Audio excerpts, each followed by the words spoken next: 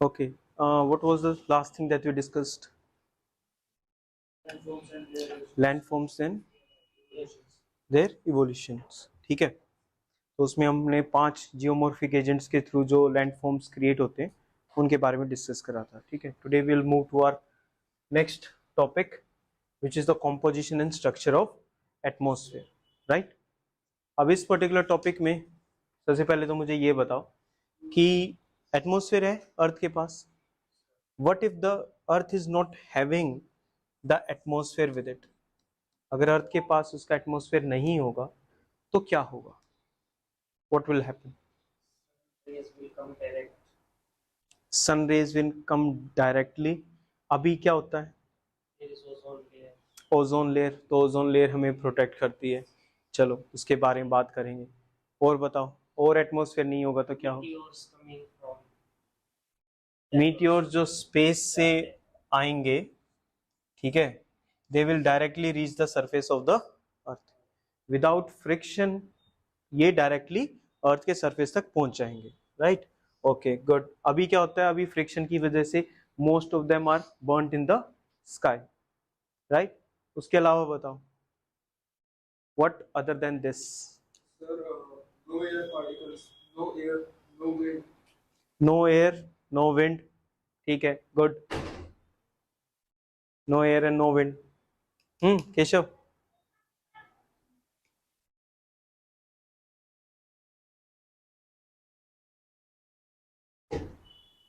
और इसके अलावा क्या है?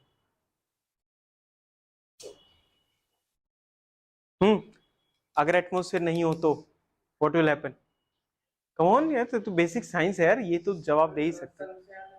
वो हो गया, तुम लेट आए बस. मीटियोर्स पहुंच चुके हैं धरती पर.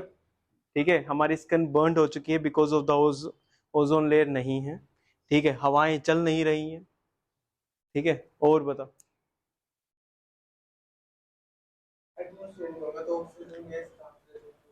ठीक है, तो basically we will die also. ठीक है, तो बर्न का तो खेल ही नहीं बचा, अब सीधा मृत्यु पे बात आ चुकी है.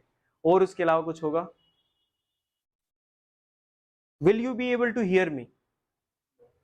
Why? Sound needs a medium to travel. ठीक है, उसके अलावा बहुत सारी चीजें हैं कि अगर हमारा एटमॉस्फेयर प्रेजेंट नहीं होगा अर्थ के पास, जो ग्रेविटी की वजह से अर्थ इसको होल्ड ऑन करे रखती है. ठीक है, तो अगर एटमॉस्फेयर नहीं होगा तो many dreadful things will happen.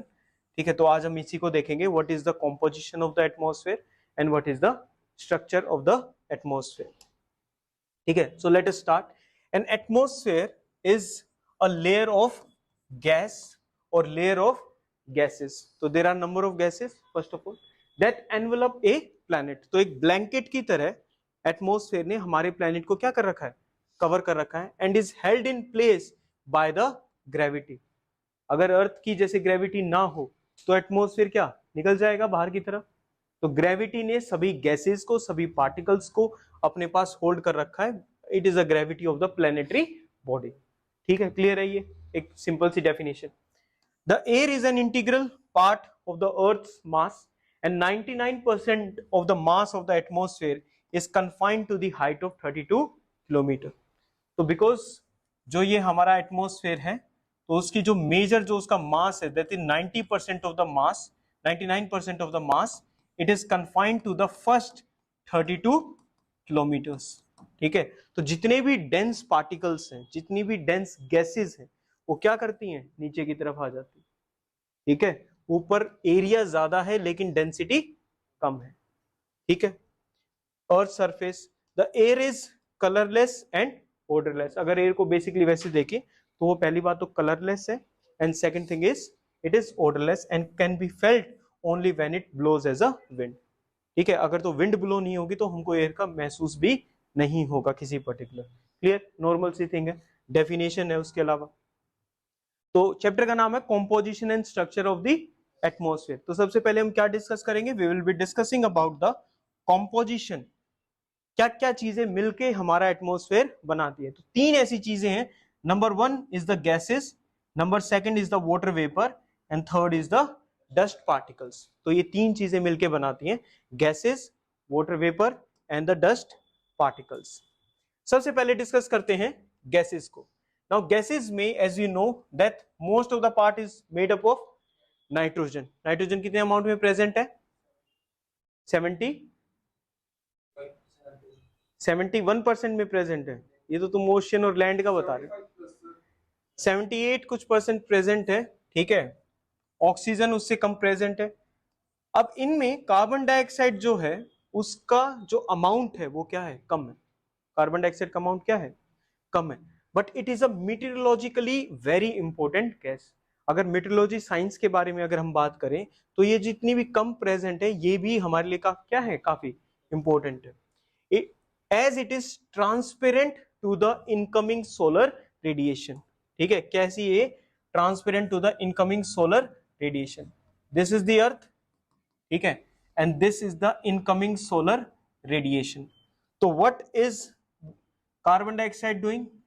मान लो वो हमारे एटमॉस्फेयर में है, तो वो इस सन की रेज को, इनकमिंग सोलर रेडिएशन को हम बोल सकते हैं इंसोलेशन। क्या बोल सकते हैं? Insolation. As you can see, incoming solar radiation, incoming solar radiation. तो ये ट्रांसपेरेंट है इस चीज के लिए, तो ये क्या करती है? अर्थ में एंट्री होने देती है। But once the earth is heated in the day, earth क्या होगी अब? Heated in the day part, ठीक है। अब क्या होगा? ये टेरेस्ट्रियल रेडिएशंस बाहर निकलेंगे। क्या निकलेंगी? टेरेस्ट्रियल रेडिएशंस बाहर निकलेंगी, ठीक है। क्यों ऐसा होता है? लो क्या कहता है कि जो भी बॉडी, जितनी भी हॉट बॉडी है, वो क्या करेगी? हीट रेडिएट करेगी। क्या करेगी? हीट रेडिएट करेगी। तो any hot body will radiate heat. Hotter the body, more the radiation. Hotter the body, more the radiation, ठीक है। तो पहले सन हीटेड बॉडी है, राइट और नो? सन बॉडी है, तो ये हीट रेडिएशन इसने दी, और ये रेडिएशंस किस वेवलेंथ की हैं? It is having what kind? Long और शॉर्ट? Short wavelength. कैसी वेवलेंथ है? Short wavelength. अब CO2 के पार्टिकल्स इन शॉर्ट वेवलेंथ को अंदर एंट्री दे देते हैं। आ जाओ, आ गया सारा दिन में। अब अर्थ क्या होगी? हीटेड होगी। अब अगेन ये लो लगेगा, ठीक है। ये लो लगेगा तो अर्थ भी क्या बन गई? एक हीटेड बॉडी है, तो वो भी अपने आप से क्या करेगी? रेडिएशन करेंगे, उसमें से रेडिएशन बाहर निकलेगी। अब ये जो रेडिएशन बाहर निकल रही है, दे आर लॉन्ग वेवलेंथ। कैसी है? लॉन्ग वेवलेंथ की बॉडी, ठीक है। और हम इनको क्या बोलेंगे? जैसे इसको इंसोलेशन बोला, इसको क्या बोल दिया? Insolation. These long wavelength will be known as terrestrial radiation. It will be known as terrestrial radiations, ठीक है। अब टेरेस्ट्रियल रेडिएशंस बाहर निकल रही हैं, CO2 इसको बाहर नहीं जाने देगी। CO2 इसको बाहर नहीं जाने देगी। It will capture the part of the terrestrial radiation. अब अर्थ जब तक सन के सामने है तब तक तो वो वॉर्म है। अब ये क्या करेगी? थोड़े टाइम के बाद अपोजिट आ जाएगी, नाइट हो जाएगी। तो नाइट में तो ये ठंड में खत्म हो जानी चाहिए, जम जानी चाहिए। बट वो जो हीट कैप्चर करी है CO2 ने, उसकी वजह से हम अगले दिन का सूरज देख पाते हैं, नहीं तो हम भी क्या हो जाते? जम जाते। तो इसलिए कार्बन डाइऑक्साइड क्या है हमारे लिए? मीटरोलॉजिकली इंपॉर्टेंट गैस है। अब ये क्लाइमेट चेंज जो होने लग रहा है, ग्रीन हाउस गैसेस जो हैं, जो पोल्यूशन है व्हीकल का, वो क्या प्रोड्यूस कर रहा है? क्या प्रोड्यूस कर रहा है? CO2 प्रोड्यूस कर रहा है। अब CO2 क्या हो गया? ज्यादा हो गया। तो जितनी CO2 ज्यादा होगी उतनी ही ज्यादा वो क्या करेगी? कैप्चर करेगी हीट को। तो हमारा टेम्परेचर भी क्या हो रहा है? इंक्रीज हो रहा है। तो जब तक ये नॉर्मल अमाउंट में प्रेजेंट है तब तक तो सब ओके है। Now its amount has increased, because of that particular thing earth का भी टेम्परेचर क्या होने लग रहा है? इंक्रीज होने लग रहा है, ठीक है।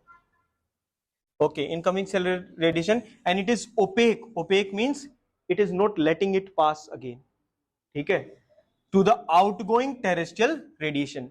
It absorbs a part of the terrestrial. पूरी टेरेस्ट्रियल रेडिएशन को नहीं अपने पास रखती, कुछ तो क्या कर जाती है? Reflect back to space, and other part is it is absorbed by this carbon dioxide and reflects back some part of it towards the earth's surface. It is largely responsible for the green house effect किसके लिए responsible है? Green house के effect के लिए, ठीक है। Next देखते हैं गैसेस में और सबसे इंपॉर्टेंट गैस कौन सी है? इट इज दी ओजोन, ठीक है। ओजोन किस कैसे रिप्रेजेंट होती है?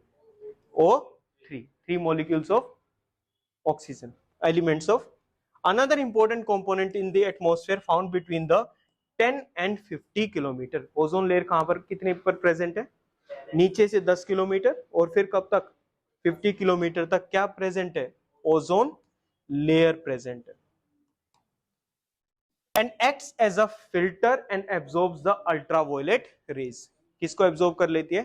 अल्ट्रावायलेट रेज को एब्जॉर्ब कर लेती है। नाउ ये जो अल्ट्रावायलेट रेज हैं इसके भी टाइप्स होते हैं, अल्ट्रा वायलेट रेज, इसके टाइप्स होते हैं, यस और नो? होंगे या नहीं होंगे यार? ठीक है, इसके टाइप्स होते हैं। सबसे पहला जो टाइप होता है that is UV A, second is UV B, third is UV C. These are the 3 types of ultraviolet rays. अब जो हमारी जो ओजोन लेयर है ना, वो ओजोन लेयर इन ऐसा नहीं कि सभी को रोक रही है, पूरी अल्ट्रावायलेट को रोक रही है। It is stopping a very, इस चीज का मतलब समझना, ठीक है, मोस्ट, ठीक है, completely allowed. These are the 3 things. Ultraviolet rays में से ultraviolet C which is very harmful, उसको ये कंप्लीटली एब्जॉर्ब कर लेती है। Most of the UVB is absorbed by what? Ozone layer. Now इसको ये मोस्ट ऑफ द को एब्जॉर्ब कर लेती है। Now it is the cause of the sunburn. अगर सनबर्न हो रहा है it is because of the ultraviolet B raise, ठीक है। ए वाली these are also known as soft rays. क्या बोलते हैं इनको? Soft rays, not that harmful, ठीक है। इसलिए the ozone layer allows the ultraviolet A rays to pass through it. Clear है? क्लियर है? ओके, तो filter absorbs this and prevents them from reaching the surface of the earth. अब हमको ये भी पता है कि अल्ट्रावायलेट में से कौन सी कंप्लीटली रोकी जाती है, कौन सी मोस्ट ऑफ देम रोकी जाती है, and which is allowed to pass. Fine, let us move. दूसरा क्या है? पहला तो क्या हो गया? Number 1 is the gases, second one is the water vapour. क्या होता है water vapour? Water in the gaseous form, water in the gaseous form is known as water vapour, ठीक है। और ये वाटर वेपर बना कैसे? It is because of the process of evaporation, ठीक है। Water vapour is also a variable gas. कैसी gas है? Variable. What do you mean by variable? Variable, variable change होता है, ठीक है। और वेरिएबल गैस का मतलब है कि हमारा जो अर्थ सरफेस है, ठीक है, उस पे जो इक्वेटर वाला पार्ट है, कौन सा पार्ट है? इक्वेटर का, और इस तरफ कौन से हैं? पोल्स हैं। Fine, these are the north pole and the south pole. इस पर्टिकुलर सिनेरियो में जो इक्वेटर वाला पार्ट है वहां पर तो हाईएस्ट अमाउंट ऑफ आपको वाटर वेपर मिलेगा। क्या मिलेगा? Highest amount of water vapour. क्यों मिल रहा है हाईएस्ट अमाउंट ऑफ? सनलाइट सबसे ज्यादा इक्वेटर पे है। अगर सनलाइट इक्वेटर पर सबसे ज्यादा है तो पानी इवेपोरेट भी वहीं पर होगा। यहां पर सबसे कम है सनलाइट, तो वाटर इवेपोरेट भी नहीं होगा। तो यहां पर अगर देखें इट कंसिस्ट ऑफ अराउंड 4%, ठीक है। और जैसे जैसे हम पोल्स की तरफ जाते हैं वैसे ये 4% का अमाउंट क्या हो जाता है? डिक्रीज हो जाता है। So hence it is a variable gas because it is present in different amounts at different places on the earth surface. Clear?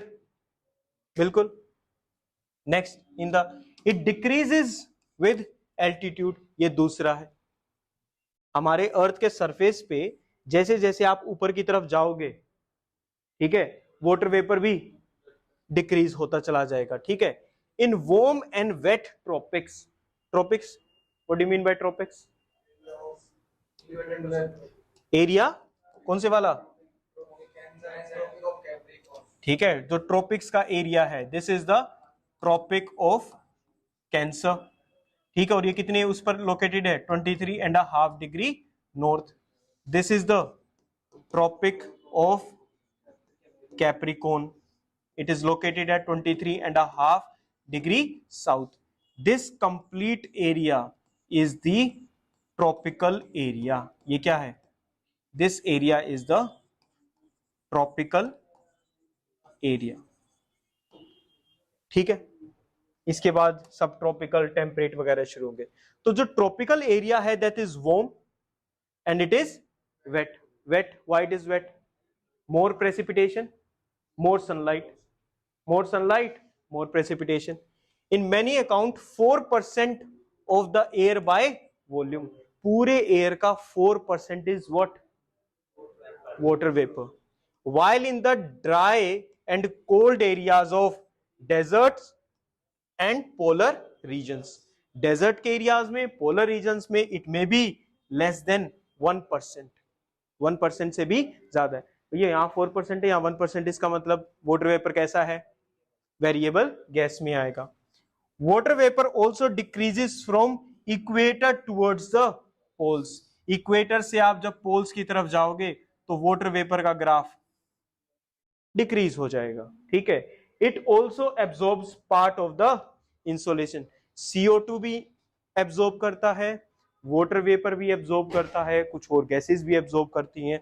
ठीक है, तो इंसोलेशन जो आ रही है अर्थ के अंदर that is absorbed by the water vapour from the sun and preserve the earth radiated heat. Earth की जो रेडिएटेड हीट है, जो टेरेस्ट्रियल हीट उसमें से निकल रही है, उसको भी वो क्या करता है?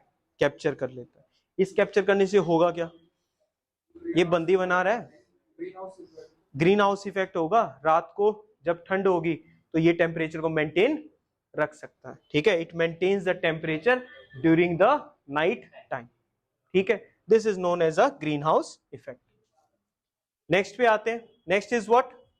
The dust particles. ये भी हिस्सा है। ठीक है, अब तो ज्यादा ही हो गए। Dust particles are generally concentrated in the lower layers. Who can tell me why dust particles are concentrated in the lower layers? They are heavier, heavy है इसलिए क्या है? लोअर लेयर्स में है। Atmosphere, yet convectional air currents में transport them to great heights. अब इस चीज को एज अ कंसेप्ट भी याद रखना, जो ये अंडरलाइन तुम्हें पहले से मिला है। ये क्या है? Convectional air currents. Convectional air currents को याद रखना, those air currents which are moving in vertical direction, ऊपर की तरफ जो करंट्स जा रहे हैं। अगर एयर करंट मतलब क्या है? It is a flow, it is a flow. Air का फ्लो किस तरफ है? ऊपर की तरफ। ठीक है, कन्वेक्शनल एयर करंट तो समझ में आ गया, current is a flow, air current समझ में आ गया, एयर ऊपर जा रहा है। कन्वेक्शनल क्या है भाई? कन्वेक्शनल क्या है? कन्वेक्शनल क्या है? कन्वेक्शनल है अर्थ क्या है? हीटेड अप है, यस और नो? अर्थ हीटेड अप है। अगर अर्थ हीटेड अप है तो इसके आसपास जो ये एयर मिलेगा, ये एयर अर्थ की टच में है, ये भी क्या हो जाएगा? हीट अप हो जाएगा। और ये किस प्रोसेस के थ्रू हीट अप होगा? टच में है वो, उसके कंडक्शन के थ्रू होगा। कंडक्शन से एयर हीटअप हो गया। इस एयर हीटअप की वजह से जो दूसरे पार्टिकल्स हैं वो भी आपस में हीटअप होंगे। लेकिन ये प्रोसेस क्या आखिरी तक चलेगा? 100 किलोमीटर लंबी वो है रोड की पाइप, एक तरफ तुमने उसको माचिस से गर्म कर दिया, उसके जस्ट साइड में तो गर्म मिल जाएगा। 100 किलोमीटर दूर मिलेगा? नहीं मिलेगा। तो वैसे ही ज्यादा दूर तक नहीं जा सकता। जब ये पार्टिकल्स हीट गेन कर लेंगे, क्या ये लाइट बनेंगे या डेंस बनेंगे? लाइट बन जाएंगे। अब ये लाइट बन गए तो ये क्या करेंगे? ऊपर की तरफ ट्रेवल शुरू कर देंगे। जैसे ये ऊपर की तरफ ट्रेवल शुरू करेंगे, क्या एयर करंट शुरू हो गया? It is because of the heat, yes और नो? तो क्या बोलेंगे? Convectional air current. क्या बोलेंगे? Convectional air current. अगर यही हीट यहां से यहां ट्रांसफर हो रही है तो हम बोलेंगे कन्वेक्शनल एयर करंट। अगर यही हीट ऐसे ट्रांसफर हो रही होती, इसके पास हीट है, ये लेकर गया और यहां पर इसने हीट दे दी, इसको हम बोलेंगे एडवेक्शन का प्रोसेस। क्या बोलेंगे? कंडक्शन। जब बॉडीज जॉइंट है, जब बॉडीज टच में है, जॉइंट है, उसके बाद अपर लेयर्स में क्या चलेगा भाई? Convectional air current. Horizontal movement, जब हीट ट्रांसफर होगी, हीट यहां पर थी, अब यहां ले जाके यहां ट्रांसफर होगी, it will be advection. Conduction, convection, advection. ठीक है, तो ये वाला पार्ट क्लियर हो गया। May transport them to great heights. क्या डस्ट पार्टिकल्स भी ऊपर चले जाएंगे उसके साथ साथ, एयर के साथ साथ? Yes, they can. The higher concentration of dust particles is found in the subtropical and temperate region. कौन कौन से एरिया में? सब। ये ट्रॉपिकल एरिया, तो इसके बाद ये कौन सा एरिया? सब ट्रॉपिकल एरिया। उसके बाद ये वाला area, this is the temperate area. कौन सा एरिया है? Temperate area. और ये बीच वाला कौन सा है? Subtropical region. सबसे मैक्सिमम जो डेजर्ट्स होते हैं, they are found in the subtropical areas. Maximum deserts कहां होते हैं? अब डेजर्ट है तो यहां पर डेजर्ट है तो यहां पर बादल मिलेंगे? मिलेंगे? अरे बादल क्यों मिलेंगे? बादल वहां मिलेंगे जहां पर पानी है। सबसे ज्यादा पानी कहां पर है? इक्वेटर वाले एरिया में सबसे ज्यादा है, तो बादल भी कहां मिलेंगे? इसी एरिया में मिलेंगे। सबसे कम कहां पर मिलेंगे? इक्वेटोरियल कौन से? सब ट्रॉपिकल एरिया में। क्लियर? कुछ भी बोल देते हो। Subtropical and temperate regions due to dry winds in comparison to equatorial and polar region. सबसे ज्यादा डस्ट पार्टिकल्स कहां मिल रहे हैं? सब ट्रॉपिकल रीजन में और टेम्परेट रीजन में। इन दोनों के कंपैरिजन में किसके पास कम है? कम किसके पास है? Equatorial region and polar region. बताने की जरूरत तो नहीं कहां पर है। Good. Dust and salt particles act as hygroscopic nuclei. क्या करते हैं? हाइग्रोस्कोपिक। अगर ये फोबिक होते, क्या होते? फोबिक होते। तो फोबिक होते तो क्या हो जाता? दूर भागते। फोबिया का मतलब क्या होता है? फियर। तो इनको तो डर नहीं लगता। किसको? डस्ट पार्टिकल्स को, सोल्ट पार्टिकल्स को, इन सबको डर नहीं लगता। तो क्या होता है जब इनको डर नहीं लगता? तो जो भी वाटर वेपर है वो इसके आसपास जमा हो जाता है। ऐसे जमा हो गया। जैसे ही वाटर वेपर इन पार्टिकल के टच में आएगा, बिकॉज ये पार्टिकल्स ऊपर है, ठंड होगी वहां पे, तो ये पार्टिकल का टेम्परेचर क्या होगा? कम होगा। जैसे ये हवा यानी कि वाटर वेपर इस पार्टिकल के टच में आएंगे, क्या ये वापस से लिक्विड में कन्वर्ट हो जाएगा? ये डस्ट पार्टिकल्स और सोल्ट पार्टिकल्स क्या है? न्यूक्लियस है। क्या है? न्यूक्लियस है। अभी पढ़ा ना तुमने, हाइग्रोस्कोपिक न्यूक्लियाई। और इसके आसपास क्या आ जाएंगे? Water vapour. वाटर वेपर इसके आसपास आ गया। अब वाटर वेपर इसके आसपास आ गया, अब किस में कन्वर्ट हो गया वाटर वेपर? वाटर ड्रॉपलेट्स में कन्वर्ट हो गया। यस और नो? ये वाटर वेपर वाटर ड्रॉपलेट्स में कन्वर्ट हो रहा है। This process is known as condensation. क्या बोलेंगे इसको? कंडेंसेशन। जो वाटर है which is air is being which is air या गैस बोल सकते हैं, it is converted into water which is liquid. अब क्या है ये सिस्टम बता सकते हो? बीच में क्या है क्या नाम? डस्ट पार्टिकल है। आसपास क्या है? वाटर ड्रॉपलेट्स हैं। अब ऐसे लाखों ड्रॉपलेट्स और डस्ट पार्टिकल्स आपस में जुड़ जाएंगे and you will get what? क्या बन जाएगा? क्लाउड बन। और भी कुछ बोला था है? ठीक है, तो it will become a cloud. अब ये क्लाउड में जब इतने सारे आ जाएंगे तो the cloud will start to move, और कहीं पर जाकर तो भारी हो जाएंगे। अगर इसमें बहुत सारे आ गए तो डार्क नहीं हो जाएगा? तो बारिश वाले कैसे होते हैं? ब्लैक होते हैं ना, डार्क होते हैं। तो जब ये बहुत सारे भारी हो जाएंगे, दे विल, क्या बोलेंगे इस प्रोसेस को, प्रेसिपिटेशन, यानी वाटर का मूवमेंट डाउनवर्ड होना, ठीक है, क्लाउड से नीचे रीच करना, प्रेसिपिटेशन और रेनफॉल। तो ये डस्ट पार्टिकल्स का काम क्या है, हाइग्रोस्कोपिक न्यूक्लियाई। अगर ये डस्ट पार्टिकल ना हो तो फिर बादल बनेंगे, फिर मुश्किल हो जाएगा। Around which water vapour condenses, मतलब इसका कन्वर्जन किसमें, vapour into droplets, and they produce what, they produce clouds. एक चीज होगी, क्या हो गया, कॉम्पोजिशन हो गया। अब आ जाओ क्या, स्ट्रक्चर। लेयर्स में डिवाइड लग रहा है, अलग अलग लेयर्स में डिवाइड लग रहा है। मेजर लेयर्स कितनी है, 5। How many major layers are there, 5। The atmosphere consist of different layers with varying density and temperature. Density भी अलग मिलेगी और टेम्परेचर भी अलग मिलेगा, ठीक है। Density is highest near the surface, बात हुई थी हमारी, कितने किलोमीटर तक 99% ऑफ मास है, 32 किलोमीटर तक। And decreases with increasing altitude, जैसे जैसे आप ऊपर जाओगे, ये क्या है, सबसे ज्यादा डेंसर, उसके बाद इट इज डेंस, उसके बाद इट इज डेंस, उसके बाद इट इज, जैसे जैसे आप ऊपर जाओगे डेंसिटी डिक्रीजेस, ठीक है, क्योंकि सबसे ज्यादा पार्टिकल्स किधर हैं, बॉटम वाली लेयर पर। सेकंड पॉइंट देखो, the column of atmosphere, this is the column, is divided into 5 different layers. It is divided into 5 different layers depending upon the temperature condition.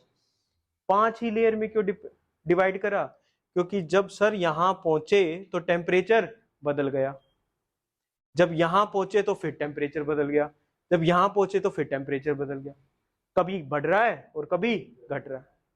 इस बेसिस पे हमने क्या डिवाइड कर दिया, एटमॉस्फेयर को। तो the atmosphere is divided into layer because of the variation in temperature. ये layers किस पे डिपेंड करती है, टेम्परेचर पे। जैसे स्कूल में जो स्टूडेंट्स होते हैं किसी पर्टिकुलर क्लास के, उनको हाउस में डिवाइड करते हैं, किस में डिवाइड करते हैं, हाउस में डिवाइड करते हैं, ठीक है। और यहां पर किस बेसिस पे डिवीजन है, टेम्परेचर पे। कौन कौन सी 5 लेयर्स बनती हैं ऐसे, नंबर 1 इज ट्रोपोस्फेयर, कौन सी है, ये वाली है, ये वाली, लोअर मोस्ट, सबसे लोएस्ट जो होगी, जो हमारे यहाँ पर है अभी, कौन सी लेयर में हम, troposphere. Second stratosphere, mesosphere, thermosphere and exosphere. Troposphere, stratosphere, mesosphere, thermosphere and exosphere. Exosphere as the name suggest, exit, almost बाहर आने वाला है, ठीक है। So these are the layers, इनको देख लो एक बार। सबसे स्टार्टिंग में ट्रोपोस्फेयर, ठीक है, up to the height of 12 to 18 kilometres. अब ये देखेंगे हम ये क्यों दे रहा है, स्ट्रेटोस्फेयर, उसके बाद mesosphere, thermosphere and exosphere. Understand this particular graph. ये ग्राफ क्या कह रहा है, this particular graph is saying, ये जो एक्स एक्सिस है, it is saying what, temperature. ये क्या दिखा रहा है, एल्टीट्यूड दिखा रहा है, एल्टीट्यूड हाइट दिखा रहा है, ठीक है। वाई एक्सिस पे हमारे यहाँ पर अभी टेम्परेचर मान लो चल रहा है 18 डिग्री सेल्सियस, क्या चल रहा है। अब जैसे जैसे हम ऊपर जाएंगे टेम्परेचर बढ़ रहा है, घट रहा है, अरे देख भाई आंख खोल, जिंदा हो, क्या हो रहा है, डिक्रीज हो रहा है, क्या हो रहा है, डिक्रीज हो रहा है, टेम्परेचर डिक्रीज हो रहा है। ये देखो स्ट्रेट लाइन, यानी कि कांस्टेंट टेम्परेचर, कोई बदलाव नहीं। और जब भी कांस्टेंट टेम्परेचर होगा तो हम उसके पीछे लगा देंगे पोज, क्या लगा देंगे, ट्रोपोपोज, स्ट्रेटोपोज, मीजोपोज। जब भी टेम्परेचर, क्योंकि हमारा डिवीजन किस पे बेस्ड करता है, टेम्परेचर पे बेस करता है, तो ये ट्रोपोपोज हो जाएगी। उसके बाद जैसे जैसे ऊपर जाएंगे फिर से टेम्परेचर बढ़ना शुरू हो गया, फिर टेम्परेचर डिक्रीज, फिर टेम्परेचर स्काई रॉकेट करने लग रहा है। कुछ तो गड़बड़ है ना इस लेयर में, ठीक है, वो देख लेंगे क्या है। नेक्स्ट इसमें एक चीज आती है, that is the Karman line. क्या लाइन है, कार्बन लाइन। अब ये कार्बन लाइन लोकेटेड है एट 100 किलोमीटर, क्या लोकेटेड है, 100 किलोमीटर पे। जियोपॉलिटिकल में, ठीक है, जो पॉलिटिकल है उसमें अलग अलग ट्रीटीज साइन होती हैं। वो स्पेस की ट्रीटी भी हो सकती है कि मान लो एक ट्रीटी बनी जिसमें हमने ये डिसाइड करा कि स्पेस में ना न्यूक्लियर वेपन्स का एक्सप्लोजन नहीं करेंगे, ठीक है। तो अब उस ट्रीटी के अकॉर्डिंग ये स्पेस क्या है, what is this space, this be also, भाई 200 किलोमीटर पे स्पेस है, 500 पे है, 1000 पे है, स्पेस कहां पर मान रहे हो, ठीक है। तो it is basically carbon line is a imaginary line जो हमने अपने ज्यूरिडिक्शन के अकॉर्डिंग ड्रॉ कर रखी है। It is a boundary at 62 miles यानी 100 kilometres above the mean sea level, set up by the international record keeping body. इसका नाम थोड़ा सा वो फ्रेंच टाइप सा है, ठीक है, FAI, ठीक है, एक ऐसे याद रखना। That borders the earth atmosphere and the beginning of space. तो कार्बन लाइन किस दो चीजों को डिवाइड कर रही है, अर्थ का, atmosphere and the beginning of space. Karman line इन दोनों को डिवाइड करती है। It is named after Theodore von Karman, ठीक है, याद रह जाएगा ये, ठीक है। This is the Karman line. किस पर्पस के लिए बताइए वो भी तुम्हें पता लग गया, ठीक है। इमेजिनरी है, दिखाई देती है, इमेजिनरी है, याद रहेगा कार्बन लाइन। नेक्स्ट पे आ जाओ। Now we are discussing about what, the layers. The first layer, lowermost layer is the troposphere, it is the lowermost layer of the atmosphere. Average height, what is the average height, average height 13 kilometre, average average average average क्या है 13 kilometre. Extend रफली to the height of 8 kilometre near the poles and 18 kilometre near the equator. तो 8 और 18 का इसने average क्या निकाला, 13 kilometre. तो अगर हम अपनी अर्थ को ऐसे देखें, ठीक है, and this is the poles, कौन से एरिया है, पोल्स के पर्टिकुलर एरिया, ठीक है। तो पोल्स पे तो एवरेज हाइट क्या है 8 किलोमीटर, कितनी है 8 किलोमीटर, एंड इक्वेटर पर कितनी है, थोड़ा सा गड़बड़ होगी, ये ठीक है। दिस इज द ट्रोपोस्फेयर, ये क्या है ट्रोपोस्फेयर। इक्वेटर पे हाइट कितनी है 18, पोल्स पे कितनी है 8, एवरेज कितनी चल रही है 13 एवरेज चल रही है।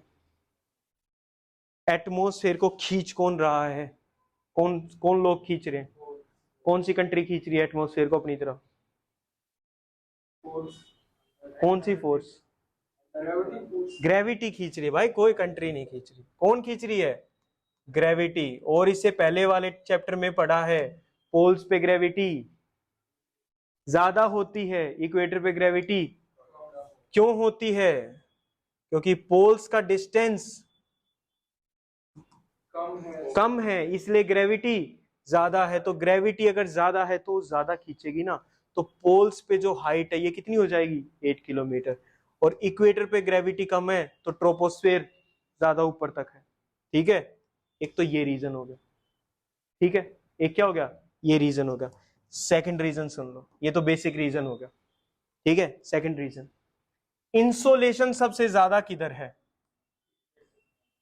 इंसोलेशन सबसे ज्यादा इक्वेटर पे है, यस और नो। सबसे ज्यादा हीटअप कौन होगा, इक्वेटर होगा। अलग अलग लेयर्स किस पे डिपेंड करती हैं, क्यों बनाई हमने अलग अलग लेयर्स, टेम्परेचर पे बनाई। सबसे ज्यादा हीटअप कौन सा है, इक्वेटर, तो ये हीटअप हो गया और ये लेस हीट हो गया, ठीक है। अब ये वाला हिस्सा हीटअप है, ये कम हीटअप है, दोनों में से कन्वेक्शनल एयर करंट कौन ज्यादा ऊपर तक फेंक के मारेगा, जो ज्यादा गर्म होगा वो ज्यादा रेडिएट करेगा, जो ज्यादा गर्म होगा वो ज्यादा रेडिएट करेगा। तो ये वाला हिस्सा ज्यादा दूर तक करंट को ऊपर भेजेगा, ये वाला कम दूर तक ऊपर भेजेगा क्योंकि इसका हीट ज्यादा है। तो इसकी वजह से ट्रोपोस्फेयर इक्वेटर पर वाइड हो जाएगी और पोल्स पे कम हो जाएगी। दोनों रीजन समझ में आ गए, ठीक है। Thickness of the troposphere is greatest at the equator because heat is transported to great heights by strong convection. तुम्हें पता है ना कन्वेक्शनल करंट्स क्या है, एडवेक्शन भी पता है तुम्हें? क्या क्या होता है एडवेक्शन? हॉरिजॉन्टल हीट ट्रांसफर, बोलो horizontal heat transfer. This layer contains dust particle. कौन सी लेयर? ट्रोपोस्फेयर के अंदर क्या है? Dust particle. इन डस्ट पार्टिकल्स का काम क्या है? They act as what Keshav? They act as what? They act as what? अरे बताओ। They act as what? They act as what? Hygroscopic nuclei. और इनके आसपास क्या आ जाएगा? Water droplets. वाटर वेपर आएगा, बनेगा क्या? वाटर ड्रॉपलेट्स बन जाएगा। अगर डस्ट पार्टिकल सारे ट्रोपोस्फेयर में हैं तो बादल कहां बनेंगे? बादल भी तो ट्रोपोस्फेयर में ही बनेंगे, ठीक है। Water vapour. All the changes in climate and weather take place in this. बादल यहां तो बारिश यहां, बारिश यहां तो वेदर यहां, 25 साल का वेदर यहां तो क्लाइमेट यहां। What is climate? It is the 20 to 25 years average of weather of a particular place. The temperature in this layer decreases at the rate of 1 degree Celsius for every 165 meter. तो अगर तुम्हें 20 degree लग रहा है, यहाँ पे feeling हो रही है, और मैं तुम्हें 165 मीटर ऊपर उठा के फेंकूं तो ऊपर जाके तुम्हारा टेम्परेचर कितना हो जाएगा? नहीं, तुम्हारा हो जाएगा 50 डिग्री। कि फेंका क्यों? तुम्हें गुस्सा आएगा। इतना कितना हो जाएगा? 19, 1 डिग्री कम हो जाएगा। The temperature decreases at the rate of 1 degree Celsius for every 165 metre. What is this known as? इसको क्या बोलते हैं? इस रेट को क्या बोलते हैं? तो क्या बोल देंगे? क्या बोलेंगे इसको? Normal lapse rate. लैप्स माने फॉलिंग डाउन। लैप्स माने falling down. I am lapsing in your love, ठीक है। I am falling down in your. Normal lapse rate कितना है? साल में 4 बार गिरेगा प्यार में, ये है नॉर्मल लैप्स रेट। ओके, क्या हो जाएगा normal lapse rate? It is 1 degree Celsius for every 165 metres. समझ में आ गया ये वाला पार्ट ट्रोपोस्फेयर का? ट्रोपोस्फेयर में सारे वेदर फिनोमिनन होंगे, क्लाइमेट वहीं पर होगा, क्लाउड फॉर्मेशन वहीं होगा, डस्ट पार्टिकल्स वहीं होंगे, ठीक है। पोल्स पे कम होगा, इक्वेटर पे ज्यादा होगा, ठीक है। पेपर में मैं इशारा करने के लिए नहीं बैठूंगा, ठीक है, तो अपना सोच समझ के करना। The zone separating the troposphere from stratosphere, क्या बोलेंगे उसको? ट्रोपोपोज। पोज क्यों बोल रहे हैं? Break constant temperature. हाँ, ऐसे वर्ड बोल दिया करो, बस इसी में दिन पूरा हो जाएगा। The a temperature at the tropopause is -80 degree Celsius over the equator and about -45 degrees Celsius over the poles. The temperature here is nearly constant and hence it is called a tropopause. Clear है? चलें आगे। Next is the stratosphere. Stratosphere में क्या क्या है? It is found above the troposphere, extends up to the height of 50 kilometre. सबसे important बात क्या है स्ट्रेटोस्फेयर की? It has what? It has ozone layer. कौन से ओजोन को पास होने देती है? यूवी को, ए को पास होने देती है। मोस्टली किसको रोक देती है? बी को। कंप्लीटली सी को। One important feature of the stratosphere, ये तो हमको पता है, this layer absorbs ultraviolet radiation, ये भी पता है। It shields the earth from the intense harmful form of energy, ये भी हमको पता है, ठीक है। नेक्स्ट पे आ जाओ। Next is mesosphere. Troposphere, stratosphere, mesosphere, extends up to the height of 80 kilometer in this layer. Once again, temperature starts decreasing. Stratosphere में क्या होना शुरू हो गया था? Increase. और ट्रोपोस्फेयर में डिक्रीज। ऐसे चल रहा था ना, पहले ट्रोपोस्फेयर में गिर गया, स्ट्रेटोस्फेयर में बढ़ गया, गिर गया, और फिर बिल्कुल ऊपर चला गया, ठीक है। and reaches up to the -100°C at the height of 80 kilometer. It is the coldest place on earth. अगर अर्थ पे हम कोल्डेस्ट प्लेस ढूंढे तो जमीन पे नहीं है, अगर जमीन पे ढूंढना है तो वो तुम्हें मिलेगा कहां पर?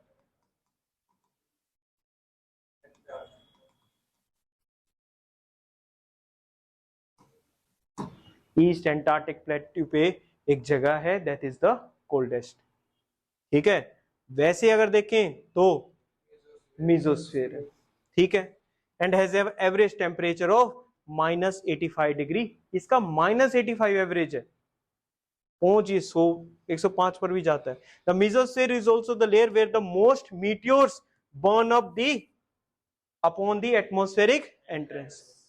ऊपर से आ रहा है मीटियोर, मीटियोर आया, ठीक है। Meteors are what? Meteors are what? Meteors are the rocky substances from the space. वो अर्थ में एंट्री ले जाते हैं और वो फ्रिक्शन की वजह से बर्न हो जाते हैं। कौन सी जगह पर बर्न होते हैं? Mesosphere. M mesosphere, M meteors, याद रहेगा। The upper limit of mesosphere is known as the mesopause. Temperature is constant, very good. उसके बाद आ जाओ थर्मोस्फेयर और या फिर आइनोस्फेयर, ठीक है। थर्मोस्फेयर मेन लेयर हो गई, आइनोस्फेयर उसका जो नीचे वाला पार्ट है उसको आइनोस्फेयर मान लो, तो it is a part of it, ठीक है। कहीं पर तुम्हें आइनोस्फेयर भी लिखा मिले ना तो वो है थर्मोस्फेयर ही, ठीक है। The ionosphere is located between 80 to 400 kilometre above the mesopause. तो मीजोस्फेयर के बाद पहले क्या नंबर आएगा? आइनोस्फेयर का। आयंस, तो it contains known as ions and hence it is known as ionosphere। अब इसके पास इलेक्ट्रिकली चार्ज पार्टिकल्स हैं इस लेयर के पास, तो अर्थ से रेडियो वेव्स जाएंगी, इनके टकराएंगी और हम यहां पर कम्युनिकेशन कर सकते हैं। अगर आइनोस्फेयर को हटा दें तो रेज किसी दूसरे ही ग्रह पर एलियन के पास ही टकराएगी, ठीक है। तो radio waves transmitted from earth are back to this layer. Temperature टकरा रही है ना, कोलिजन हो रहा है, तो कोलिजन होने की वजह से टेम्परेचर इंक्रीजिंग विद हाइट। और कैसा हो रहा था? देखा था, बहुत ज्यादा बढ़ रहा था, ठीक है। The upper most layer of the atmosphere above the thermosphere is the exosphere. और लास्ट में इसके बाद कौन सी आ जाएगी? Exosphere. This layer is completely cloudless and free from water vapour. इसको याद रखना, this layer is cloudless and free from. ऐसा नहीं है कि मीजोस्फेयर में बादल नहीं बनेंगे या स्ट्रेटोस्फेयर में नहीं बदलेंगे, बनेंगे, उतने नहीं बनेंगे जितने ट्रोपोस्फेयर में बनेंगे। लेकिन अगर इस लेयर की बात करें तो इसमें तो बनेगा ही नहीं। However non hydrometeorological phenomenon such as aurora borealis and aurora australis. Borealis मतलब नदन लाइट्स, ऑरोरा ऑस्ट्रेलिस मतलब सदर्न लाइट्स। नॉर्थ पोल के पास, आर्कटिक कनाडा वाले ग्रीनलैंड के एरिया में, ठीक है, उस पर्टिकुलर एरिया में ऐसे करके वो दिखाई देती हैं, क्या? लाइट्स दिखाई देती हैं, ठीक है, उसको क्या बोलेंगे? Northern lights. और ऐसे ही कहां पर दिखाई देती हैं? साउथ में, उनको क्या बोलते हैं? Southern lights. तो aurora borealis and aurora australis. सन के जो चार्ज पार्टिकल्स होते हैं वो अर्थ की मैग्नेटिक फील्ड से टकराते हैं, ठीक है, टकराते हैं तो क्या फॉर्म होती है? लाइट्स फॉर्म होती है, दिखने में काफी सुंदर है, ठीक है। Are occasionally seen in the thermosphere. The international space station orbits in this layer. कहां पर ऑर्बिट करेगा? थर्मोस्फेयर की लेयर में। कौन? International space station. Between 350 kilometer and 420 kilometer. It is this layer where many of the satellites orbiting the Earth are present. ज्यादातर जो लो orbit की satellites होती हैं वो ज्यादातर कहाँ मिलती हैं? थर्मोस्फेयर में। तो आईएसएस भी वहीं पर है। कौन आईएसएस? कौन? International space station. क्लाउडलेस भी है, वाटर वेपर से भी फ्री हो रखी है, ठीक है। आयंस भी प्रेजेंट है, रेडियो वेव्स में हेल्प करते हैं, और नदर्न एंड सदर्न लाइट्स इस एरिया में दिखाई देती हैं। Clear? Next is last one is the exosphere. क्या ले रहे हैं हम? एग्जिट ले रहे हैं। It is the highest layer but very little is known about it. जैसे हमें समुद्र की गहराई के बारे में कम पता है, वैसे ही एक्सोस्फेयर के बारे में भी हमें कम पता है। Whatever contents are there, these are extremely rarefied in this layer. Rarefied मतलब डेंसिटी बहुत ज्यादा कम है, and it gradually merges with outer space. तुम्हें पता ही नहीं लगेगा तुम कब एक्सोस्फेयर से निकल के स्पेस में एंटर कर चुके हो, ठीक है। The earth exosphere is mostly made up of hydrogen and helium because these gases they have negligible mass. बिल्कुल लाइट होती हैं, तो ये कहाँ चलेगी? ऊपर। तुम फूक से बैलून भरो तो यहां तक घूमता रहेगा, तुम हीलियम का बैलून भरो ऊपर तक जाएगा, because it is being a lighter gas, ठीक है। ओके, अब बताओ मुझे कि एटमॉस्फेयर में किस हाइट पे तुम्हारा खून उबलना शुरू हो जाएगा? मेसोस्फेयर पे। Stratosphere sir. कहां पर है मेसोस्फेयर? कितने फीट पर या कितने किलोमीटर पर बात कर रहे हैं हम? 40? ऐसे नहीं बता रहा कि मैं बिल्कुल नसों में खून उबलना शुरू हो जाएगा, वो वाले की बात नहीं कर रहा हूं मैं। I am just saying the blood can start to boil. जैसे जैसे हम ऊपर जाएंगे प्रेशर प्रेशर कम हो जाएगा। अभी तो हमारे ऊपर, हम यहां पर खड़े हैं, अभी तो हमारे ऊपर इतने इतने उसका प्रेशर है, हम ऊपर चले गए, अब कितने का प्रेशर है? कम प्रेशर है, बॉइलिंग पॉइंट भी रिड्यूस हो जाएगा, बॉइलिंग पॉइंट भी रिड्यूस हो जाएगा, ठीक है। तो नॉर्मल उबलना शुरू हो जाएगा, तुम्हें गुस्सा आए या ना आए। तुम्हारे टीयर्स हैं इवेपोरेट हो जाएंगे, रोना आना बंद हो जाएगा, ठीक है। आंखों के सामने परत है हल्के से लिक्विड की, इट मे इवेपोरेट, ठीक है। एक पर्टिकुलर लिमिट है, एक पर्टिकुलर लिमिट है। एक अमेरिकन यूएस वो रहे हैं यूएस एयरफोर्स में, his name is Harry George Armstrong. Neil Armstrong की बात नहीं कर रहा हूं मैं, किसकी बात कर रहा हूं? Harry George Armstrong. जिस लिमिट पर ऐसा होना शुरू हो जाता है, जिन्होंने फिनोमिनन को फाइंड आउट करा, एक्सपीरियंस करा, इसको एक पर्टिकुलर लाइन बोलते हैं, that is known as Armstrong line. क्या बोलेंगे इसको? आर्मस्ट्रॉन्ग लाइन और आर्मस्ट्रॉन्ग लिमिट, ठीक है। तुम्हें मुझे बस बाद में ये बताना है कि ये लिमिट कितने फीट पर है या कितने किलोमीटर पर है। क्लियर हो गया? ओके, बता दोगे बाद में, ठीक है।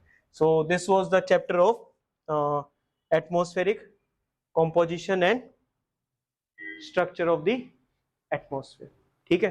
So we'll see you with the next chapter. तब तक revise this and have a good day.